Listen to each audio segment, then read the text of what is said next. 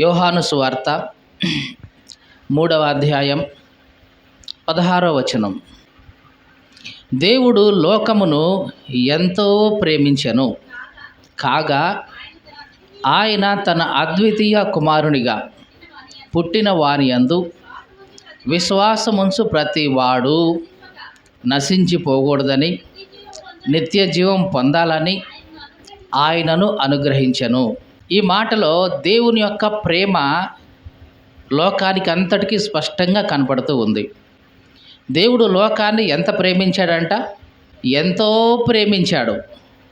ఎంతో అంటే దానికంటూ ఒక కొలత ఉందా? లేదు. దానికంటూ ఒక కొలమానం ఉందా? ఒక మెజర్మెంట్ ఉందా? లేదు. ఎంత అని చెప్పడానికి వీల్లేనంత. ఒక్క మాటలో చెప్పాలంటే ఎంత ప్రేమించాడో అని చెప్పడానికి తర్వాత మాటలో దేవుడు ఏమన్నాడంటే కాగా. కాగా అంటే అందుకనే తన అద్వితీయ కుమారునిగా పుట్టిన వాని యందు విశ్వాసముంచే ప్రతివాడు నశించిపోకూడదని నిత్య జీవం పొందాలని తన అద్వితీయ కుమారుణ్ణే ఈ లోకానికి అనుగ్రహించాడు. ఇది దేవుడు ప్రేమించిన విధానం. మళ్ళీ చెప్తున్నాను, వినండి జాగ్రత్తగా. దేవుడు లోకాన్ని ఎంతో ప్రేమించాడు. ఏమండి, ఎంత ప్రేమించాడండి అని ఎవరైనా అడిగితే దేవుడు సమాధానం ఇస్తున్నాడు. ఇదిగో, నాకున్న ఒక్కగానొక్క కుమారుణ్ణి మీకోసం నేను అర్పించేశా.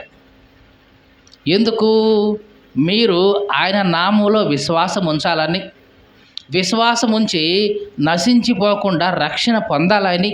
ఇదిగో, మిమ్మల్ని రక్షించడం కోసమే నా కన్న కుమారుణ్ణి కూడా ఇదిగో చంపేసుకోవడానికి, బలియాగం చేయడానికి నేను నా కన్న కుమారుని మీకు ఇచ్చేసాను.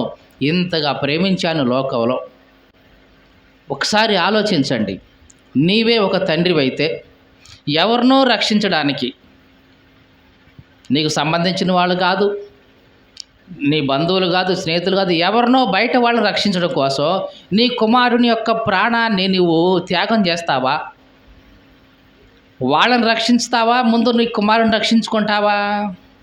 చెప్పండి. ఏదైనా ప్రమాదం వచ్చింది, కుమారుడు ప్రమాదంలో ఉన్నాడు, బయట వాళ్ళు ప్రమాదంలో ఉన్నారు. ముందు ఎవరి దగ్గరికి వెళ్తావు? నువ్వు కుమారుడి దగ్గరికే వెళ్తావు. ఎందుకంటే వాడు నీ రక్తం, నీ కన్న కొడుకు. కాబట్టి ముందు వాడిని రక్షించాలి. కానీ దేవుడు ఏం చేశాడు తెలుసా? ఈ లోకమంతటి యొక్క రక్షణ కోసం తన కుమారుణ్ణే బలిగా అర్పించేశాడు. ఇది దేవుని యొక్క ప్రేమ. దేవుడు ఎంతగా ప్రేమించాడంటే ఇదిగో ఇంతగా ప్రేమించాడు. తన కన్న కుమారుడైన యేసు క్రీస్తుని నీ కోసం నా కోసం బలిగా అర్పించడానికి ఈ లోకానికి పంపించేశాడు ఆయన్ని. ఇది దేవుని ప్రేమ అండి. దీన్ని ఏ మనిషి కూడా అందుకోలేడు. అంటే అక్కడి వరకు ఇంత ప్రేమ ఏ మనిషి కూడా చూపించలేడు. తన కన్న కొడుకునే బలిగా ఇచ్చి ఇతరులను రక్షించగలిగే అంత ప్రేమ ఈ లోకంలో ఏ మనిషికి సాధ్యం కాదండి. కానీ దేవుడు నిన్ను నన్ను ప్రేమించిన విధానం అట్లా ఉంది.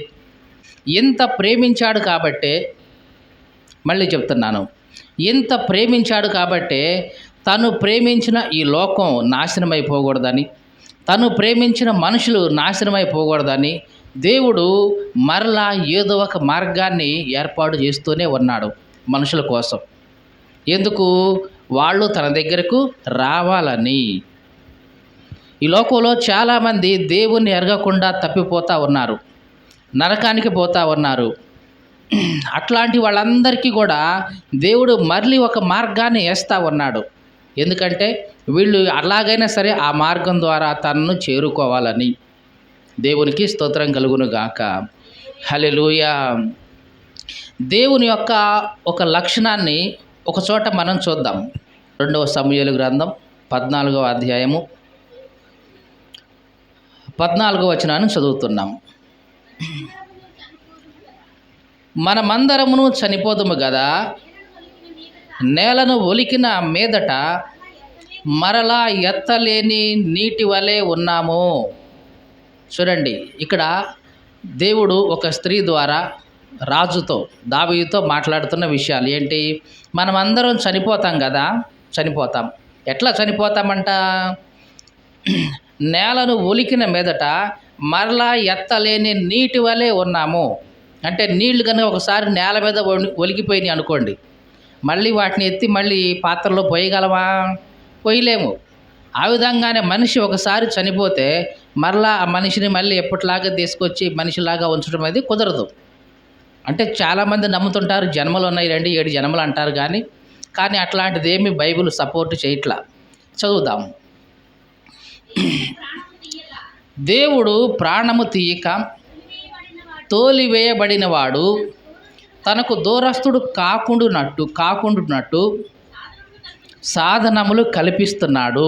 చూడండి, దేవుడు సాధనాలు కల్పిస్తున్నాడు అంటే మార్గాలు కల్పిస్తూ ఉన్నాడు. దేనికంట? దేవుడు ఎవరినైతే ప్రాణం తీయక తోలేశాడో ఆ వ్యక్తి మరలా తనకు దగ్గర అవ్వాలి. మళ్ళీ చెప్తున్నాను, దేవుడు మనుషులకు సాధనాలు కల్పిస్తున్నాడు. దేనికోసం? ఎవరైతే ప్రాణం తీయకుండా తోలేశాడో దేవుడు, వాళ్ళు నశించిపోకూడదని, మళ్ళా తన దగ్గరికి రావాలని దేవుడు వాళ్ళకి ఏం చేస్తున్నాడు? సాధనాలు కల్పిస్తున్నాడు, మార్గాలు వేస్తున్నాడు. ఇది దేవుని యొక్క మనసు, దేవుని యొక్క ప్రేమ. మీకు తెలుసా అండి, మొట్టమొదటిసారిగా మానవుడు దేవుని దగ్గర నుంచి తోలివేయబడ్డాడు. ఎప్పుడిది? ఏదెను తోటలో అవ్వ ఆదాములు చేసిన పని విషయంలో. దేవుడు ఏదెను తోటలో అవ్వ ఆదాముల్ని ఆ తోట నుంచి తోలేసేశాడు. ప్రాణం తీశాడా? ప్రాణం తీయకుండా తోలేశాడా? చెప్పండి. ప్రాణం అయితే తీయలేదు. ఏం చేశాడు? ప్రాణం తీయకుండానే తోటలో నుంచి తోలేసేశాడు. ఇప్పుడు ఆ ఆది మానవుడైన ఆదాము యొక్క సంతానం మళ్ళీ ఎలాగైనా సరే దేవుని దగ్గరికి రావాలి అని దేవుడు ఏం చేస్తున్నాడు? సాధనాలు కల్పిస్తున్నాడు, మార్గాలు వేస్తున్నాడు. ఎందుకంటే వీళ్ళు నశించిపోకూడదు. ఆనాడు కనుక దేవుడు ఆదామును తోట నుంచి మాత్రమే తోలేశాడు. ఒకవేళ నువ్వు నా మాట వినలేదు, నా మాటకు వ్యతిరేకత చూపించావని చెప్పి దేవుడు అప్పుడే వాళ్ళని కనుక ప్రాణం తీసుంటే, ఒకసారి ఆలోచించండి. దేవుడు అవ్వ ఆదాములు కనుక ప్రాణం తీసి పక్కన ఇస్తే ఏమై ఉండేది? అసలు దేవుని ప్రేమే ఉండేది కాదు. అసలు దేవుడు ప్రేమమయుడే అయి ఉండేవాడు కాదు. కానీ దేవుడు అట్లాంటి వాడు కానే కాదు. దేవుని వాక్యం ఏం చెప్తుందంటే దేవుడు ప్రేమ స్వరూపి. ఎవరండి? దేవుడు ప్రేమ స్వరూపి. అలాగని చెప్పి అన్యాయస్తుడైతే కాదు, అన్యాయాన్ని సపోర్ట్ చేసేవాడు కాదు. శిక్షే, ప్రేమ ప్రేమే. దేవుడు ఎప్పటికీ నిన్ను ప్రేమిస్తూనే ఉన్నాడు. నువ్వు ఏ స్థితిలో ఉన్నా సరే, నువ్వు ఎట్లాంటి స్థితిలో ఉన్నా సరే, కొన్నిసార్లు నువ్వు పారిపోయినా సరే, కొన్నిసార్లు నువ్వు జారిపోయినా సరే, కొన్నిసార్లు నాకు అక్కర్లేదు ఈ దేవుడు, నా దారి నేను చూసుకుంటా అనుకున్నా సరే, దేవుడైతే నిన్ను చేయి వదిలేసేవాడు కాదు. అలా వదిలేయలేదు దేవుడు. ఒకప్పుడు యోనా అనుకున్నాడు. యోనా గురించి మనకు బాగా తెలుసు. ఒకప్పుడు యోనా అనుకున్నాడు, నేను ఎందుకు వెళ్ళాలి నినివే పట్టణానికి, నాకేం అవసరం, శత్రువుల దగ్గర పోయి వాళ్ళకి మంచి చెప్పేదేంటి, వాళ్ళని కాపాడేదేంటి, నేను వెళ్ళను, నేను ఇక్కడే ఉంటా, వాళ్ళ నాశనం నా కళ్ళారా చూడాల్సిందే అనుకున్నాడు యోనా. ఎందుకంటే యోనానికి దేవుడు చెప్పాడు, యోనా నీవు నినివే పట్టణానికి పోయి, ఎక్కడికి పోయి? నినివే పట్టణానికి పోయి దానికి దుర్గతి కలిగిద్దని ప్రకటించు. వాళ్ళు మారు మనసు పొందితేనా ఆ పట్టణం రక్షించబడుతుందని చెప్పు, మారు మనసు పొందకపోతే ఆ పట్టణం అంతా నాశనం అవుద్దని చెప్పు అన్నాడు. యోనా విన్నాడు ఈ మాట. నినివే అంటే ఎవరంటే అష్షూరు యొక్క రాజధాని. ఎవరు? అష్షూరు పట్టణం యొక్క రాజధాని. మరి అష్షూరు ఎవరు? ఇశ్రాయేలులకి బద్ధ శత్రువులు. మీకు అర్థమైందండి? ఇశ్రాయేలు రాజ్యానికి బద్ధ శత్రువులు ఏమంటే అష్షూరు రాజ్యం. చాలాసార్లు అష్షూరు వాళ్ళు వచ్చి ఇశ్రాయేల్ మీద పడి వాళ్ళని దోచుకొని వాళ్ళని హింస పెట్టి వెళ్ళిపోతూ ఉండేవాళ్ళు. అట్లాంటి శత్రు దేశానికి రాజధాని అయిన నినివేలోకి వెళ్ళి ప్రకటించు యోనా, వాళ్ళకు సువార్త ప్రకటించు, వాళ్ళు విని మారు మనసు పొంది రక్షించబడతారు, లేకపోతే నాశనం అవుతారని చెప్పు అన్నాడు. ఇప్పుడు యోనా ఆలోచిస్తున్నాడు, నేను వెళ్ళాలా? ఎక్కడికి వెళ్ళాలి? నినివేకి, శత్రువుల పట్టణానికి వెళ్ళాలి. వెళ్ళి ఒకవేళ ప్రకటిస్తానే అనుకో, ప్రకటించానే అనుకో, వాళ్ళు మారు మనసు పొందారే అనుకో, అప్పుడు ఏమైద్ది? దేవుడు వారిని క్షమిస్తాడు, వాళ్ళకి శిక్ష రాదు. నేను పోకుండా ఉంటే, ఇదే కదా యోనా హృదయంలో ఉంది, నేను కనుక పోకుండా ఉంటే వాళ్ళకి ఆ తీర్పు చెప్పను, వాక్యం బోధించను, కాబట్టి వాళ్ళు మారు మనసు పొందేది కూడా లేదు. కాబట్టి తప్పనిసరిగా వాళ్ళకి శిక్ష విధించబడుతుంది.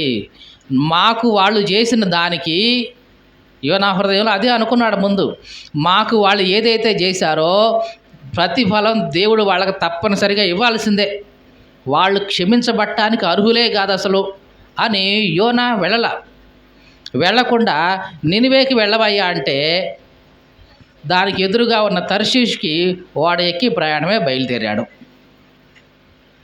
చాలాసార్లు మన జీవితాల్లో మనం చేసేది ఎట్లాగే ఉంటుంది. మనల్ని దేవుడు ఒక మార్గంలో వెళ్ళవయ్యా అంటే మనం ఏం చేస్తామంటే దానికి వ్యతిరేకమైన మార్గాన్ని ఎంచుకొని ప్రయాణం చేస్తూ ఉంటాం కాదండి. చాలాసార్లు మన జీవితాల్లో ఇది జరిగే ఉంటుంది. అమ్మ ప్రార్థనకు రండి, ఆదివారం సమయం, దేవుని సన్నిధిలో ఉండాల్సిన సమయం ఇది, దేవుని మందిరంలోనికి రండి అని దేవుడు మనల్ని పిలుస్తూ ఉంటే మనమేం చేస్తామో తెలుసా? దానికి వ్యతిరేకమైన దిశలో పోతూ ఉంటాం. ఆ దేవుడు లేదు, గీవుడు లేదు, ముందు పని కంటే ఎక్కువ, ఫంక్షన్ల కంటే ఎక్కువ, ఇంకా వాటికంటే ఎక్కువ అని ముందు వాటిని చూసుకొని దేవుణ్ణి మనం పక్కన పెట్టి దేవునికి దూరం అయిపోతూ ఉంటాం.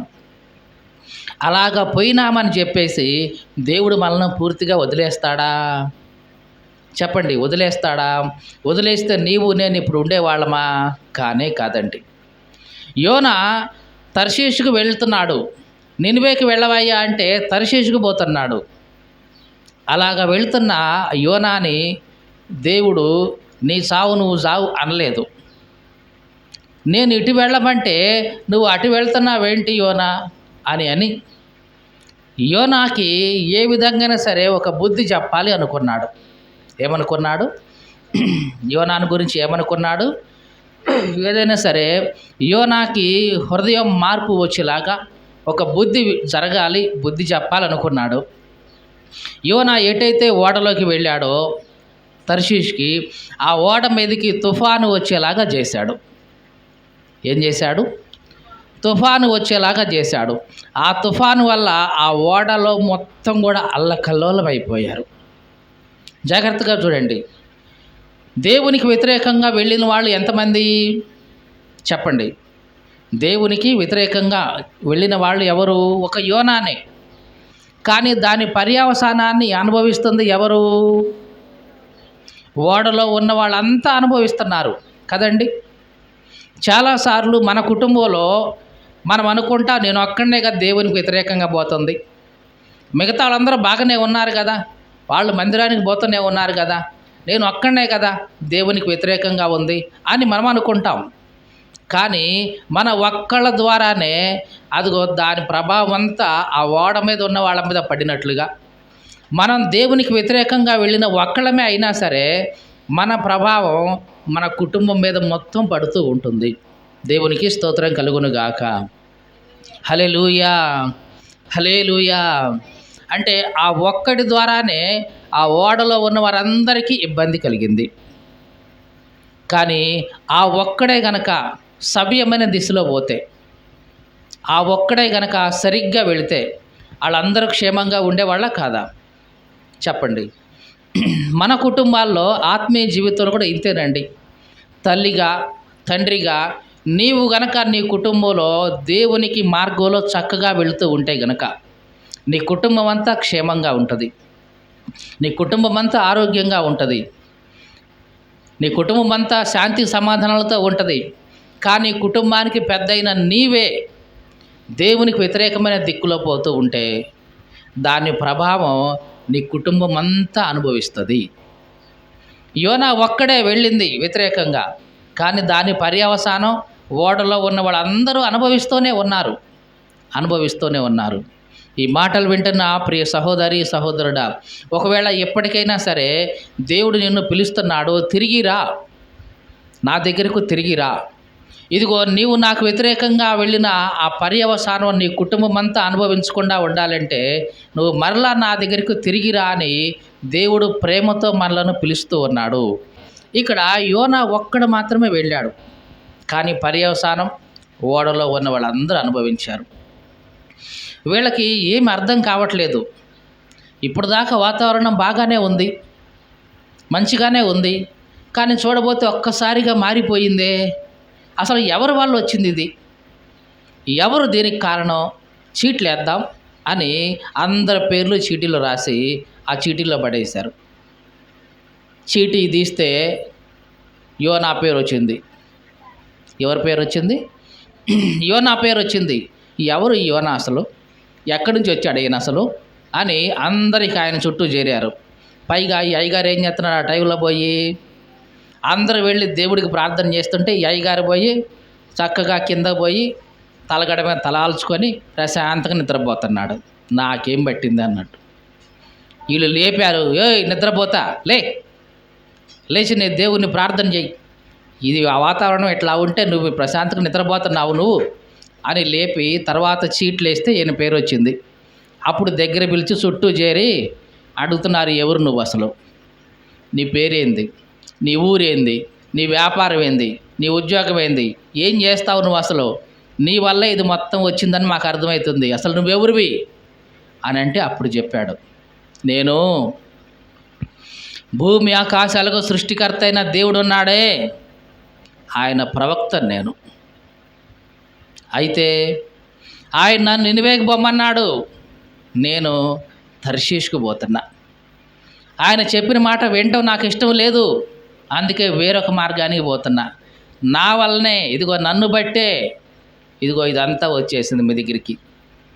అవునా, అట్లా ఎందుకు చేసావయ్యా నువ్వు, దేవుడు అటు వెళ్ళమంటే మరి ఇటెందుకు వెళ్ళావయ్యా అని అంటే, వాళ్ళు ఒకప్పుడు మా దేశం మీదకి వచ్చి ఇబ్బంది పెట్టారు. నేను పోయి సువార్త ప్రకటిస్తే వాళ్ళు రక్షణ పొందుతారు, మారు మనసు పొందుతారు, వాళ్ళకి శిక్ష ఏమీ రాదు. నేను కనుక ప్రకటించకుండా ఉంటే తప్పనిసరిగా వాళ్ళు శిక్ష అనుభవిస్తారు. ఆ రకంగా నేను ప్రతీకారం తీర్చుకున్న వాడిని అవుతాను. అందుకే నాకు ఇష్టం లేక నేను ఇటుపోతున్నాను. ఎంత పని చేసావయ్యా నువ్వు, మరి నీ ద్వారా ఇప్పుడు నీవు వచ్చావు, నీవు అక్కడితో మాతో అందరి మీదకి పడింది కదా ఈ శిక్ష, మరి ఏం చేయాలి చెప్పు, మేము కాపాడుకోవాలంటే మమ్మల్ని మేము ఏం చేయాలి నీకు చెప్పు అంటే, యోనా అన్నాడు, ఏం చేయనక్కర్లేదు, నా ద్వారానే వచ్చింది కాబట్టి శిక్ష, నన్ను ఎత్తి సముద్రంలో పడేసేయండి, మీకే ఇబ్బంది అన్నాడు. వామ్మో, వీళ్ళు అనుకున్నారు మాట వినకపోతేనే సముద్రం మీదకు తుఫాన్ రప్పించారు ఈ దేవుడు, మరి అట్లాంటి దేవుని ప్రవక్తను తీసేసి సముద్రంలో వేస్తే ఆయన మనల్ని వదిలేస్తాడా, ఎవరికైనా ఉంటుందా లేదా? మాట వినలందుకే ఇదిగో మన మీదకి ఎంతో గొప్ప ఇబ్బంది వచ్చింది, అట్లాంటి ఆయన ప్రవక్తని తీసి సముద్రంలో విసిరేస్తే దేవుడు మనల్ని వదిలేస్తాడు, నిజంగా ఊరుకుంటాడా అని ఆలోచించారు. చివరికి చేసే దేవుడు లేక, నాయనా ఇదిగో నీ చేతులకు అప్పగిస్తున్నాం, ఈ దోషం మా మీద రాకుండా చూసుకో తండ్రి అని యోనాని ఎత్తి సముద్రంలో పడేశారు. దేవుడు యోనాని అలాగే వెళ్ళనిచ్చాడా? వెళ్ళనివ్వలేదండి. ఒక పెద్ద తిమింగలానికి ఆజ్ఞాపించాడు, వెళ్ళి యోనాని జాగ్రత్తగా సేవ్ చేయని. ఆ తిమింగలం వచ్చి చక్కగా యోనాని మింగేసింది. యోనా కడుపులోకి జారిపోయాడు. అంతా నీళ్లు, కడుపులో ఏముంటుంది, చేప కడుపులో నీళ్లు, పాసి, వాసన, ఇవన్నిటి మధ్యలోనే 3 రోజులు ఉన్నాడు. అట్లాగే ఎట్లా ఒగ్గబట్టుకున్నాడో మొత్తానికి 3 రోజులు ఉన్నాడు. ఈ 3 రోజులు చేప ఆ తిమ్మింగలం కనుక ఏమైనా తిని ఉంటే ఏమై ఉండేది, యోనా కూడా కింద జీర్ణం అయిపోయి ఉండేవాడు. అంటే ఈ 3 రోజులు యోనాని కాపాడడం కోసం ఆ తిమ్మింగలం కూడా ఏమీ తినలేదు, ఏమీ తాగలేదు అన్నమాట. 3 రోజుల తర్వాత యోనాని మళ్ళీ ఒడ్డు మీదకి కక్కేసింది ఈ తిమ్మింగలం. అప్పుడు యోనాకు స్పృహ వచ్చింది. దేవుడు మళ్ళీ అన్నాడు, యోనా ఇప్పుడైనా పోతావా లేదా? మళ్ళీ ఏమన్నాడు, యోనా నినివేకి వెళ్ళి ప్రకటించమన్నాను, మరి ఇప్పుడైనా వెళ్తావా లేదా మళ్ళీ ఇంకొకసారి ఏం చేయమంటావు? మళ్ళీ ఇంకొక కార్యం జరిగించేదా అన్నాడు. నాయనా నీకు నమస్కారం, నీ బుద్ధి వచ్చింది, ఇప్పుడైనా వెళ్తా అని చెప్పేసి వెళ్ళాడు. నినివే ఎంత గొప్ప పట్టణం అంటే 3 రోజులు కాలినడక నడిస్తే కానీ ఈ చివరి నుంచి ఆ చివరి దాకా అందదు ఆ పట్టణం. కానీ యోనా అంత దూరం నేను ఎందుకు పోతా, నాకేం అవసరం, దేవుడు రమ్మన్నాడు వచ్చాను, చెప్పమన్నాడు చెప్తాను, 3 రోజులు ఎందుకు నడుస్తా, ఒకరోజు నడుస్తాను, ఒకరోజు మాత్రం వెళ్ళి 1 దిన ప్రయాణం మాత్రమే చేసి ప్రకటించాడు. ఈ నినివే వీళ్ళు క్రూరులైనప్పటికీ ఎంత దేవునికి లోబడ్డాడు అంటే రాజు కూడా సింహాసనం మీద నుంచి దిగి, మీకు అర్థమైందండి, నినివే వాళ్ళు దేవుని మాట విని ఎంత లోబడ్డారంటే రాజు కూడా సింహాసనం మీద నుంచి దిగి గోనిపట్ట వేసుకుని ఉపవాస ప్రార్థన చేయటం ప్రారంభించాడు. పశువులకి కూడా నీళ్ళు ఇవ్వలేదు, చిన్న పిల్లలను కూడా ఉపవాసం ఉంచి వీళ్ళందరూ ప్రార్థన చేశారు. దేవుడు వాళ్ళని చూశాడు, నేనంటే నిజంగా నా మాట అంటే ఎంత గౌరవం ఉంది వీళ్ళకి, నా మాట అంటే ఎంత భయపడుతున్నారు వీళ్ళు. రాజు కూడా సింహాసనం నుంచి దిగొచ్చి గోనిపట్ట వేసుకొని ప్రార్థన చేస్తున్నాడు. చిన్న పిల్లలు కూడా వీళ్ళు ఆహారం ఇవ్వకుండా ఉపవాసం ఉంచి ప్రార్థన చేస్తున్నారు. పశువులకు కూడా ఆహారం నీళ్లు పెట్టకుండా ఉపవాసం ఉంచి ప్రార్థన చేస్తున్నారు. నిజంగా నేను వీళ్ళ విధేయత చూసినప్పుడు ఇంత శిక్ష వాళ్ళ మీదకి రాణిస్తానా అనుకొని దేవుడు మారు మనసు పొందాడు. దేవునికి స్తోత్రం కలుగును గాక. హల్లెలూయా. కాబట్టి ఇదంతా ఎందుకు చెప్తున్నామంటే యోనాని దేవుడైతే వదిలేయలేదు. దేవునికి వ్యతిరేకమైన మార్గంలో వెళ్తున్నాడు, అయినా సరే దేవుడు వదిలేయలేదు. ఈ మాటలు వింటున్న ప్రియ సహోదరి సహోదరుడా, నీ జీవితంలో ఎన్నిసార్లు ఒక్కసారి ఆలోచించు, ఎన్నిసార్లు దేవునికి వ్యతిరేకమైన దిశలో ప్రయాణం చేసి ఉంటావు, దేవుని నిర్లక్ష్యం చేసి నువ్వు ప్రయాణం చేసి ఉంటావు, దేవుని పక్కన పెట్టి నీ దారి నువ్వు చూసుకొని ఉండుంటావు, అయినా దేవుడు నిన్ను వదిలేయట్లేదు. ఏదో రకంగా సరే నీవు తన దగ్గరకు రావాలి అనే దేవుడు సాధనాలు కల్పిస్తూ ఉన్నాడు. అది నువ్వు ఎరిగి దేవుని దగ్గరికి వచ్చావా, దేవుడు సంతోషిస్తాడు. లేదు నేను అట్లాగే వెళ్తాను అని అంటావా, దేవుని వాక్యంలో రాయబడి ఉంది, ఎన్నిసార్లు గద్దించినను లోబడని వాడు ఏంటంట, ఎన్నిసార్లు గద్దించినను లోబడేవాడు మరి తిరుగు లేకుండా హఠాత్తుగా నాశనమగును అని ఉంటుంది. ఏంటంట, దేవుడు ఎన్నోసార్లు గద్దించాడు, అయినా ఇతను లోబడలేదు, మారు మనసు పొందలేదు. ఇక అటువంటి వారికి దేవుడు ఇచ్చే శిక్ష ఏంటంట, హఠాత్తుగా నాశనం అవుతాడు. కాబట్టి నీవు అట్లా నాశనం పొందటం దేవునికి ఇష్టం లేదు. కాబట్టి దేవుడు మరలా నీకు మార్గాలు కల్పిస్తూ ఉన్నాడు. దేవునికి స్తోత్రం కలుగును గాక. హల్లెలూయా. దేవుడు ఒక వాక్యంలో ఒక మాట రాయబడి ఉంది, దేవుని మాట గనక మనం వినగలిగితే, మళ్ళీ చెప్తున్నానండి జాగ్రత్తగా వినండి, దేవుని మాట గనక మనం వినగలిగితే మన జీవితాల్లో సంతోషం ఉంటుంది, మన జీవితాల్లో సమాధానం ఉంటుంది, క్షేమం ఉంటుంది, నెమ్మది ఉంటుంది, ఆశీర్వాదం ఉంటుంది, సమస్తము దేవుడేనండి. దేవుణ్ణి ఆశ్రయించే వారికి ఏ మేలు కొదువై ఉండదు అని దేవుని వాక్యం సెలవిస్తుంది. ఎంత అంటే సింహపు పిల్లలు ఆకలి కొని లేమి కలిగి ఉంటాయేమో కానీ దేవుడు మాటలా చెప్తున్నాడు. ఏమంట, సింహ పిల్లలు కొన్నిసార్లు సింహానికి ఏమీ దొరక్క ఆ పిల్లలు కూడా లేమి కలిగి ఉండొచ్చు, కానీ దేవుణ్ణి ఆశ్రయించే వారికి ఏ మేలు కొద్దు ఉంటుందంట. ఏ మేలు అంటే చెప్పండి, ఏ మేలు అంటే అన్ని దాంట్లో ఉన్నాయి. అంటే ఆరోగ్యపరంగా మేలు నీకే, ఇక ఆత్మీయంగా మేలు జరుగుతుంది, భౌతికంగా మేలు జరుగుతుంది, శారీరకంగా మేలు జరుగుతుంది, ఆశీర్వాదపరంగా మేలు జరుగుతుంది. సమస్తము కూడా దేవుడు నీకు సమకూర్చి పెడతాడు. దేవునికి స్తోత్రం కలుగును గాక. హల్లెలూయా. వింటే ఇదిగో మీరు జీవిస్తారు, వింటే మీరు ఆశీర్వాదం పొందుతారు, వింటే ఇదిగో మీ జీవితాలు మారతాయి. వింటే ఇదిగో మీ పిల్లల భవిష్యత్తు మారుతుంది అని దేవుడు ఎప్పటికీ కూడా మనలను పిలుస్తూనే ఉన్నాడు. కానీ మనం ఆశీర్వాదం పొందడం, మనం బాగుపడటం సైతానికి ఏ మాత్రం ఇష్టం ఉండదు. మీకు తెలుసా అండి? మన ఆశీర్వాదం పొందడం సైతానికి ఇష్టం ఉండదు, మనం బాగుపడటం సైతానికి ఇష్టం ఉండదు. అందుకని వాడు ఏదో ఒక రకంగా ఈ స్థలానికి రాకుండా మనల్ని అడ్డు పెడతాడు. అది గొడవలు పెట్టి కావచ్చు, మాట మాట పెంచుకొని కావచ్చు, లేదా ఎవరి మాటలో విని కావచ్చు, లేకపోతే ఏదో రకంగా ప్రలోభ పెట్టి కావచ్చు. ఈ స్థలానికి రాకుండా దేవుడు నిన్ను ఆపుతున్నాడు. దేవుని యొక్క ఈ స్థలానికి రాకుండా దేవుడు కాదుగా నిన్ను ఆపేది, సైతానుడే నిన్ను ఆపుతున్నాడు. ఎందుకంటే నీ జీవితంలో ఆశీర్వాదం పొందడం వాడికి ఇష్టం లేదు, నీ జీవితంలో క్షేమం పొందడం వాడికి ఇష్టం లేదు. ఆ స్థలానికి వెళితే ఇదిగో అక్కడ దేవుని సన్నిధి ఉంటుంది, దేవుని యొక్క ప్రసన్నత నీ మీద ఉంటుంది, నీ జీవితం మారుతుంది, నీ బ్రతుకు మారుతుంది, నీ జీవితంలో ప్రతిదీ కూడా మార్పు పొందుతుంది. కాబట్టి నీవు అక్కడికి వెళ్ళడం ఏ మాత్రం వాడికి ఇష్టం లేదు. కాబట్టి ఏదో ఒక రకంగా ఏదో ఒక సాకు చెప్పి నిన్ను అక్కడికి వెళ్ళనివ్వకుండా చేయడమే వాడి ఉద్దేశం. దేవునికి స్తోత్రం కలుగును గాక. హల్లెలూయా, హల్లెలూయా. కాబట్టి దేవుడైతే నిన్ను ఎప్పటికీ ప్రేమిస్తూనే ఉన్నాడు. ఎంత ప్రేమించాడు అంటే నీ కోసం తన ప్రాణం పెట్టే అంతగా ప్రేమిస్తున్నాడు. నీవు ఒకవేళ తనకు దూరమైనా సరే నీవు తన దగ్గరికి రావాలి అని దేవుడు మార్గాలు కల్పిస్తూనే ఉన్నాడు. ఈ మార్గంలో అయినా దేవుడు వస్తావేమో, ఈ మార్గంలో అయినా వస్తావేమో, ఈ మార్గంలో అయినా వస్తావేమో అని దేవుడు నీకు మార్గాలు కల్పిస్తూనే ఉన్నాడు. మరి నువ్వు రావడానికి సిద్ధంగా ఉన్నావా? ఒక్కసారి మనల్ని మనం పరీక్షించుకుందాం. నీకు ఆశీర్వాదం ఇవ్వడం, దీవెనలు ఇవ్వడానికి దేవుడు సిద్ధంగానే ఉన్నాడు. మరి దాని దగ్గరికి రావడానికి నువ్వు సిద్ధంగా ఉన్నావా?